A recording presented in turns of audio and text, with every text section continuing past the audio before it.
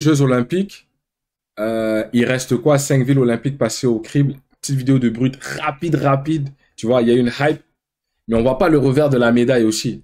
Tu vois ce que je veux dire? Après que toutes ces nations sont venues en France et que les gens sont partis, qu'est-ce qui se passe avec la France?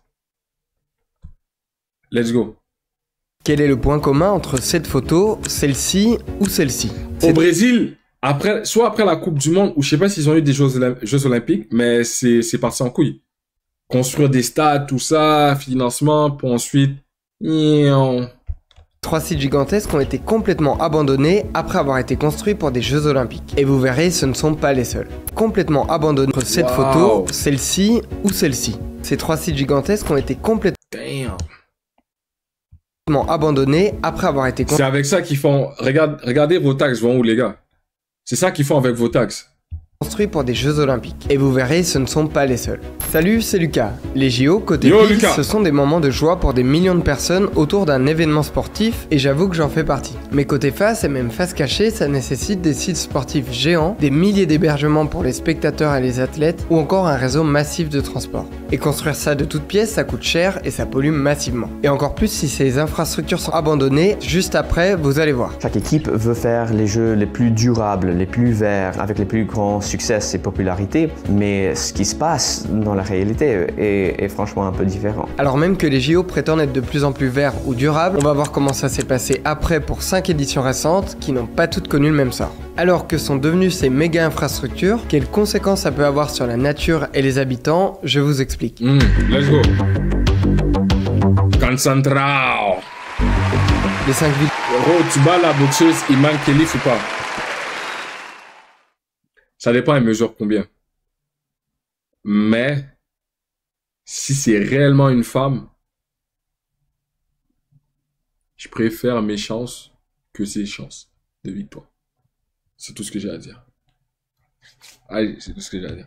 Les villes qu'on va voir, elles ont réalisé de gigantesques travaux pour accueillir les Jeux Olympiques depuis 2004 et tenter de marquer l'histoire. Il y a cette pression. Comment ça, Enigma? T'es fou, quoi? Yo! Je lui mets un huche. Bah, elle va dodo, là! Les gars, comment, man? C'est elle ou il me couche? Parce que on sait pas c'est quoi ça. Vous avez vu, en plus, avec du maquillage, elle ressemble à quoi? Vas-y, tous ceux qui disent qu'elle me couche, c'est parce que vous avez envie de la baiser. Et par rapport à vos choix, faites ce que vous voulez, hein. On fait pas les mêmes genres de house. Il y a des attentes, le monde entier vous observe, vous juge. Attends. Des attentes. Université du Québec à Montréal. Dès qu'il y a le mot Montréal, moi je suis hype. Le monde entier vous observe, vous juge. Le problème, c'est le conflit entre... Qu'elle retourne à la cuisine, c'est là où est-ce qu'elle va me casser le moment maintenant pour l'événement, faire tout ce qui est possible pour que les Jeux soient un succès. Et puis l'avenir pour la ville haute. Mais dans certaines villes organisatrices, on est passé du rêve à l'enfer, et c'est d'ailleurs pour ça qu'aujourd'hui, beaucoup de pays refusent d'accueillir les JO. Alors, qu'est-ce que ça donne concrètement ? Plongeons à Athènes, dans l'un des sites des JO. Ici, avant 2004, le gouvernement construit un immense complexe sportif sur 25 km². On y trouve plusieurs terrains de sport. En plus, Athènes, c'est reconnu, tu vois. C'est là où ça a commencé, les Jeux Olympiques. Le baseball ou c'est une vidéo sur la descente des Jeux Olympiques. Kelvis, reste concentré. Encore des infrastructures pour le kayak. Il y a tout un discours autour de cet après-jeu où on va contribuer dans les quartiers avec des infrastructures sportives. Je pense que l'après-jeu est toujours négligé. C'est très difficile. Je me suis demandé ce qu'est devenu ce site une fois les Jeux terminés. Voici ce que ça donne quelques années après. Les autorités ne trouvent pas comment réutiliser correctement tous ces sites et la crise économique de 2008 n'arrange pas les choses. La Grèce a été plongée dans une crise économique qui a duré 10 ans à la suite des Jeux Olympiques au niveau d'endettement si important. Plusieurs sites sont donc laissés à l'abandon et grignotés petit à petit par les éléments naturels. D'autres infrastructures construites pour l'occasion connaissent un sort similaire. Là, il y a un stade d'aviron qui est absolument vide. Απλά κάναμε το μεγαλύτερο λάθος στην ιστορία μας. Κατεβάσαμε το διακόπτη, κλειδώσαμε τα στάδια, τα αφήσαμε να ρημάξουν ce gigantesque stade olympique sert un temps pour l'une des équipes de foot de la ville. Mais l'occupation est bien inférieure à sa capacité de 70 000 places environ et l'équipe finit par changer de stade. La capacité d'un stade pour les Jeux Olympiques, c'est pas le PSG, ça. Après les Jeux, c'est pas forcément facile d'utiliser cette capacité. Et si on utilise des millions... Il faut un investisseur qatari pour aller faire monter, tu vois, l'équipe de Grèce. Milliards pour construire ces stades, ça veut dire qu'on ne peut pas utiliser ces argents pour les autres nécessités dans la ville. A l'inverse, d'autres aménagements ont pu davantage servir aux habitants par la suite. C'est par exemple le cas du métro qui a été agrandi et de routes qui ont été modernisées. Pour tenter de comparer les différentes éditions dont on va parler, on va se pencher sur les données d'une étude de 2021. À chaque fois, celle-ci a notamment regardé le pourcentage de nouvelles installations sportives créées spécialement pour les Jeux, mais aussi le nombre de sites sportifs qui n'ont pas significativement été réutilisés par la suite sur un panel de 6 sites d'ampleur. Pour Athènes, la part des nouvelles installations sportives s'élève à 26%. Et sur 6 sites étudiés, au moins un n'a pas été réutilisé. Pékin. Ce stade flambant neuf, il est surnommé le Nid d'Oiseau. Avec une capacité de 80 000 spectateurs, c'est l'une des... Waouh. Vraiment les Chinois, hein. Construction emblématique des Jeux de Pékin. C'est là qu'est notamment organisée la gigantesque cérémonie d'ouverture. C'était les plus grands jeux, les jeux spectacles. C'était l'arrivée de la Chine sur la scène. Yo, what? Communiste, pas communiste, ça c'est du spectacle, hein?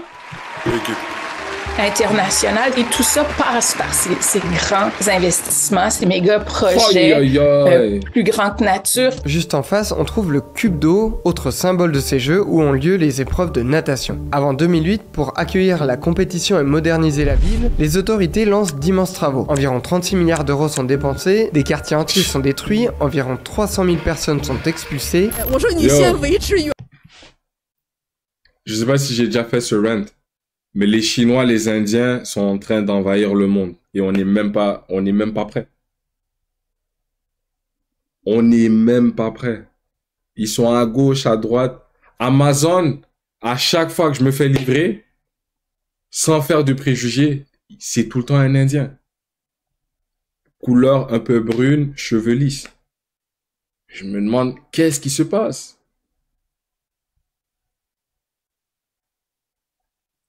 Ouais, les Indiens, c'est dur d'être un Indien sur Twitter en ce moment. Pas de mentir. Mais j'ai vu une vidéo, hein, guillemets, j'ai pas le contexte au complet, mais ils étaient en train de prendre une douche dans du caca ou c'est ce que la description de la vidéo disait.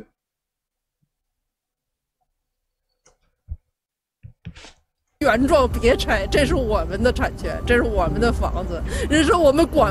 selon le Times, au moins 10 ouvriers auraient été tués sur le chantier du stade olympique. Mais que sont devenues ces infrastructures? Ces images montrent que certains sites ont été abandonnés. Damn. C'est notamment le cas du parcours de canoë-kayak. Le centre aquatique qu'on appelait le cube d'eau, ça avait été assez rapidement converti. On le savait déjà à l'avance, un club aquatique, piscine à vagues, des choses comme ça. Le cube d'eau peine à trouver des événements sportifs pour remplir ses 6000 places, selon une analyse de 2018. Idem pour le Nid d'Oiseau et ses 80 000 places. Il y avait eu la promesse d'une équipe de foot qui allait s'y installer, ça s'était pas concrétisé. Ces exploitants tentent plusieurs choses pour lui éviter l'abandon. En hiver, ils y installent un parc d'attractions sur neige et en été, ils réalisent des spectacles de son et lumière. En parallèle, ils misent sur l'image du stade et organisent des visites guidées payantes qui attirent des centaines de milliers de visiteurs. Ce sont des stades qui sont mal adaptés et où on a de la difficulté à transformer de façon à ce que ça soit utilitaire. Et je pense que sa survie est liée à son attrait touristique. Si on reprend le bilan de 2021, à Pékin, c'est 32% des installations qui ont été construites de toutes pièces. Et là aussi, au moins un des 6 sites analysés n'a jamais resservi par la suite. C'est pas si pire comme chiffre. En 2012, direction Londres pour des jeux qui se promettent verts doivent permettre, selon les organisateurs, de transformer l'une des zones les plus sous-développées du pays pour les générations à venir. Situé à l'est de Londres, l'un des lieux choisis est une friche industrielle entourée de quartiers populaires. Il y avait des petites entreprises locaux, des habitants qui étaient expulsés de leur quartier. Il y a eu une disparition de toutes sortes de jardins communautaires réel.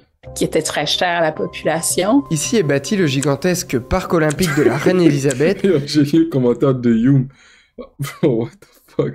Avec ses infrastructures sportives, de nombreux logements et son grand stade. En plus des gradins classiques. Yo, c'est quoi ce commentaire de con? Mais s'ils sont plusieurs, je pense que ça fait juste renforcer l'odeur. Mais vas-y, c'est des préjugés après ça. Mais non, je veux juste dire que c'est des préjugés. Celui-ci compte 20 000 sièges temporaires pour oui, Aziz, j'ai vu. Tenter d'anticiper la réduction du nombre de spectateurs. J'aime ce genre de combat, tu vois ce que je veux dire. On va laisser envenimer le truc. T'inquiète, il y a une vidéo qui sort ce week-end. Après les Jeux. Le parc de la Reine Elisabeth est vraiment bien fait. Ils ont nettoyé la terre là qui était franchement vraiment polluée. Ils ont fait des nouvelles liaisons du transport public. Alors, une fois les Jeux passés, est-ce que les promesses ont été tenues? Voici des images plus récentes du stade. Il accueille des compétitions d'athlétisme, mais aussi West Ham, un club de foot évoluant en première division. Et pour avoir suffisamment de place pour certains matchs, ils installent des sièges rétractables sur la piste d'athlétisme. À l'année, le coût de cette opération pourrait monter jusqu'à 9 millions d'euros selon l'analyse de 2018. Et West Ham, c'est une bonne équipe, hein. Du parc olympique met aussi en avant la réutilisation des logements après les Jeux et le dynamisme économique et culturel dans la zone. Ils ont construit une université là qui est vraiment beau et c'est dur de faire des arguments contre les transports publics et les nouvelles universités. Ils ont construit le village des athlètes qui va être transformé à les logements pour les habitants. Et puis ils ont promis qu'il y aura une partie de ces logements qui sera accessible pour les plus pauvres. Ils ont fait, mais pas assez comme ils ont promis. Si l'on reprend le bilan de l'étude de 2021, à Londres, environ 18% des infrastructures sportives ont été construites exprès. C'est presque moitié moins qu'à Pékin. Et sur les 6 sites sportifs pris en compte, aucun n'a été abandonné. Voilà, bien vu London. Londres s'est fait les affaires. Les gars, après ça c'est 2016, 2020, après ça c'est 2024. Paris 2024, on va avoir les chiffres. Hein. Ça va être dur. Voici l'un des sites olympiques avant ces Jeux. Et le voici après les Jeux. Là, contrairement aux autres, il s'agit de Jeux d'hiver. Mais je tenais à vous en parler car cet exemple est beaucoup revenu dans mes recherches. Ici, en pleine montagne, le gouvernement russe construit de toutes pièces des installations sportives et une nouvelle ville. De nombreuses infrastructures sont aussi bâties le long de la côte et pour les relier, plusieurs routes et une ligne de chemin de fer sortent de terre. Au total, le coût des infrastructures représente 45 milliards d'euros environ, dépassant... les gars, pour les Jeux d'hiver, je viens de me rappeler un truc au primaire. C'est que j'avais fait une présentation orale sur l'équipe de bobsleigh jamaïcaine. Ça, c'était lourd, ça. C'était lourd. Et 36 milliards de Pékin. À l'image de cette rivière, plusieurs aménagements endommagent des sites naturels. Alors j'ai voulu savoir ce que tout ça est devenu. Faute d'événements à accueillir, plusieurs infrastructures sportives ne servent plus ici non plus. Sur la plage de la mer Noire, ils ont construit 5 nouveaux stades qui étaient utilisés... Ça, c'était dope, ça. Un peu pour les concerts, pour les autres épreuves, mais pas forcément beaucoup. Si une partie des aménagements permettent un certain développement touristique, la plupart sont sous-utilisés. C'est important de dire qu'il y avait un effet positif sur l'économie. Il y a des gens partout en Russie qui sont venus à Sochi pour passer des vacances. C'est vraiment réussi pour transformer une place touristique pour toute l'année, mais seulement pour les touristes.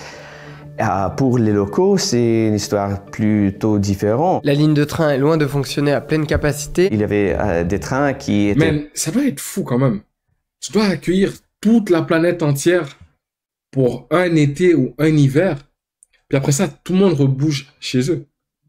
Puis après toi, toutes les installations que tu as mis en place pour eux, ben, plus personne. Mais pendant un moment, c'est booming.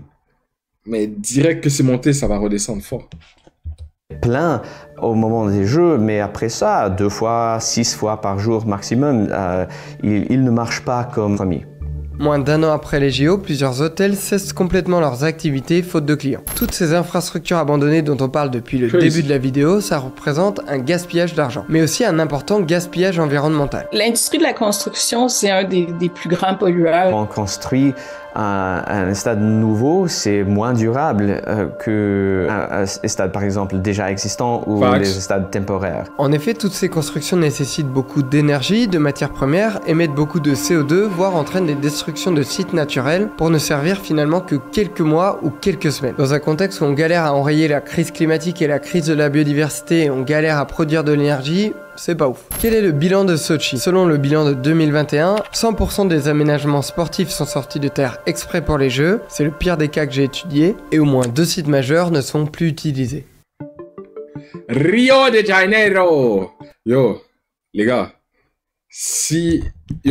merci de m'avoir conseillé ce film Cité de Dieu, City of God.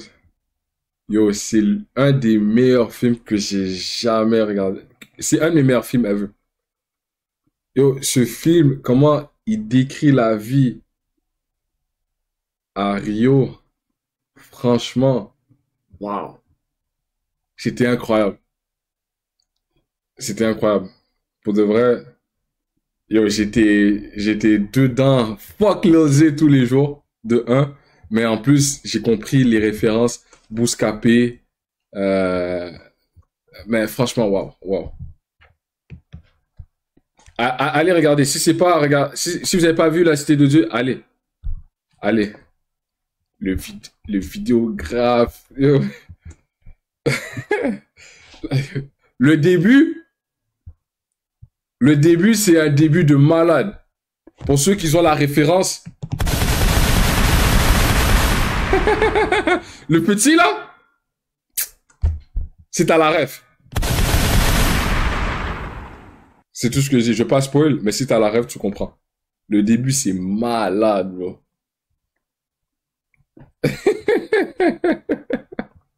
C'est le plus grand projet de réaménagement dans l'histoire de la ville. En amont de 2016, Rio a construit 2 parcs olympiques avec des infrastructures sportives, mais aussi de nombreux appartements et bureaux haut de gamme, 4 nouvelles lignes de bus flambants. Joga bonito, hein? The beautiful game. Neuf, comme l'aurait dit Cantona. Encore une extension du métro. Et la ville promet qu'il n'y aura pas de site abandonné. Les gars, est-ce que Cantona c'est un Français? Eric Cantona?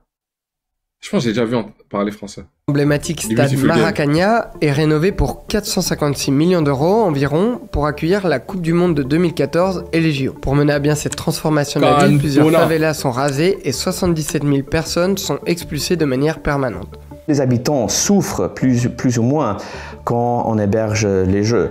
Et le problème, à mon avis, c'est qu'il y a une tendance que les plus pauvres, les plus déjà marginalisés, vont souffrir plutôt que les classes moyennes. Et c'est un autre problème qu'on doit améliorer. Des zones naturelles protégées sont également détruites. Par la suite, est-ce que Rio s'en est mieux tiré qu'ailleurs, comme promis? Une partie des parcs olympiques devient une ville fantôme.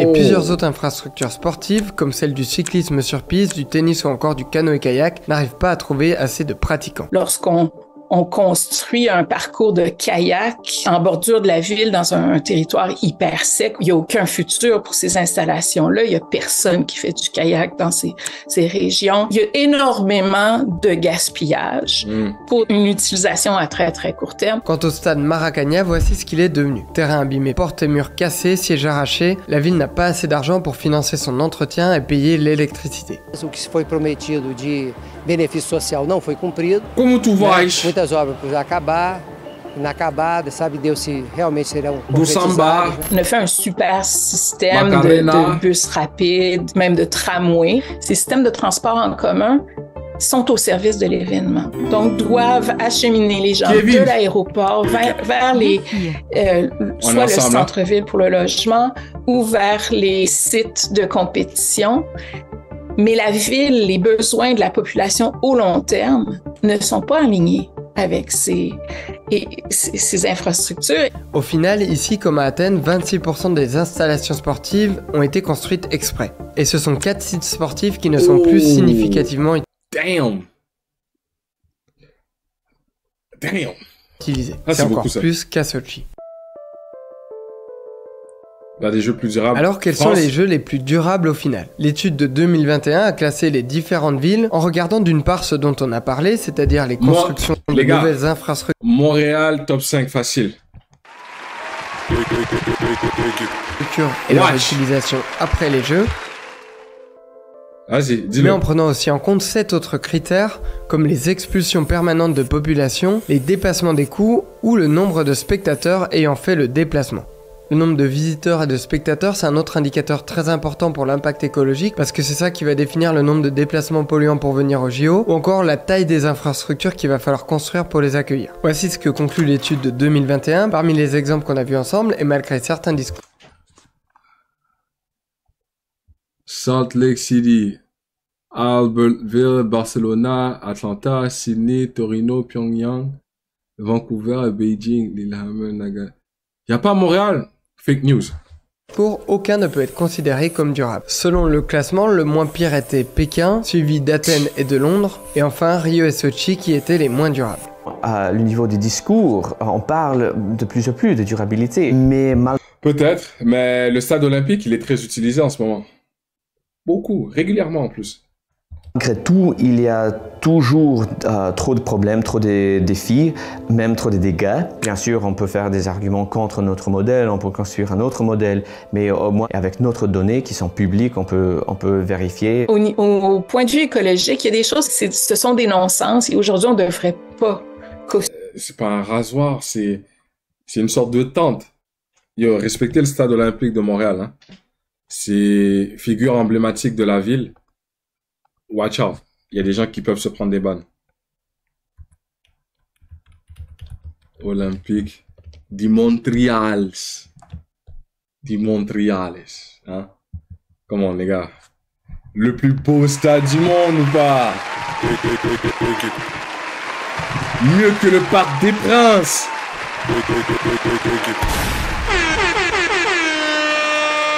Vous n'avez pas ce genre d'architecture moderne, capable de filer à travers les temps, hein? Vous, un jour il est monté, l'autre jour il est parti. C'est ça la France. Vous avez la Seine, nous on a le fleuve Saint-Laurent. Yves Saint-Laurent, il s'est inspiré du fleuve qui traverse Montréal, Québec, hein? Le fleuve Saint-Laurent qui a inspiré le Yves Saint-Laurent. Si tu ne savais pas, maintenant tu le sais. Ce genre de geste qui amplifie la dette écologique. Ces critiques écologiques et ces coûts économiques et sociaux font que de moins en moins de villes se battent pour les Jeux. La ville australienne de Brisbane était par exemple la seule candidate pour les... Fuck that. Je pensais que j'allais voir Montréal. On a vu la meuf du UQAM. Big up à elle, on est ensemble. Mais pour le reste de la vidéo, on va s'arrêter ici.